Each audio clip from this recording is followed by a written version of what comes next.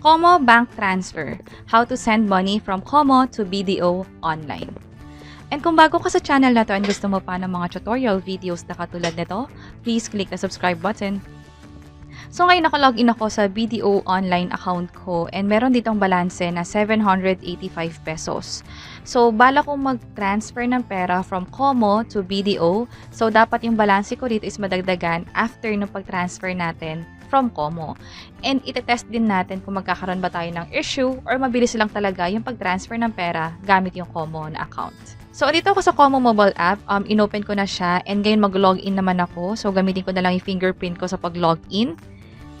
And may mga ginawa kaming tutorial videos on how to open Komo account and also paano rin iset up yung fingerprint login. You may click this link sa taas to check those tutorial videos. And then ngayon, para makapag-transfer ng pera, dito sa bandang baba, merong transfer. So, tap natin yan.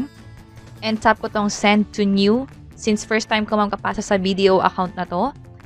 And sino yung makaka-receive ng pera? So, dito sa account name, ilalagay ko rito kung sino yung owner ng bank account na pagkapadalhan natin ng pera.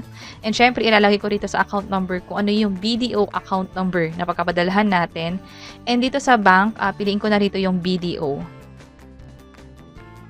So, ito siya, BDO Unibank. And kumpletuhin ko na itong account name and account number. And kompleto na siya. Tap ko tong arrow para makapag-next na tayo. And then yung amount, ilalagay ko dito is 101 pesos. And then yung notes, optional lang naman to. So, i-leave ko na to as blank. So, click ko na yung next. And kailangan kong i-pull up tong button na to, itong bilog na to para makapag-send. So, pull up ko na to. And dito may option na pwede natin i-approve yung transaction gamit yung fingerprint natin or yung OTP. So, gamitin ko na lang yung OTP. And hintayin ko yung code na ma-receive ko sa phone. Ito na siya. So, enter ko yung 321551.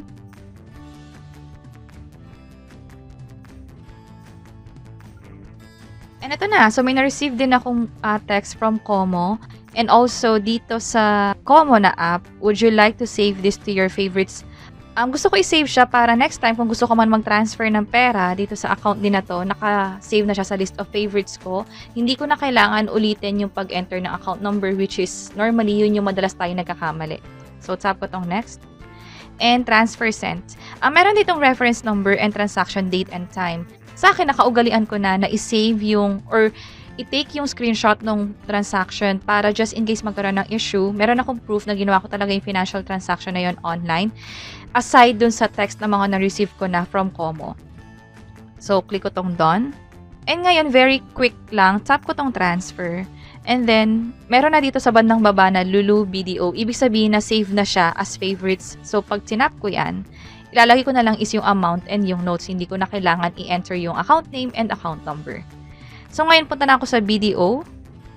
Ito siya. So, refresh ko to. Dapat madagdagan to kasi nag-transfer na tayo from Komo. And naging 886 pesos na siya kasi nag-transfer tayo ng 101 pesos from Komo. Although hindi pa siya nag-reflect dito sa bandang baba sa transaction history. Pero at least napatunayan natin na nadagdagan na nga itong pera natin or balance natin ng 101 pesos. And that's it. Nakatulong ba tong video na to? Please let us know by clicking the like button. And kung may naisip kayong questions or topics na tingin nyo pwede namin i-share online, please let us know by providing a comment below. And ito pa yung mga videos na pwede nyo i-check. I hope na makatulong to. And this is Sulu from Investlibrary. Until next time, bye-bye!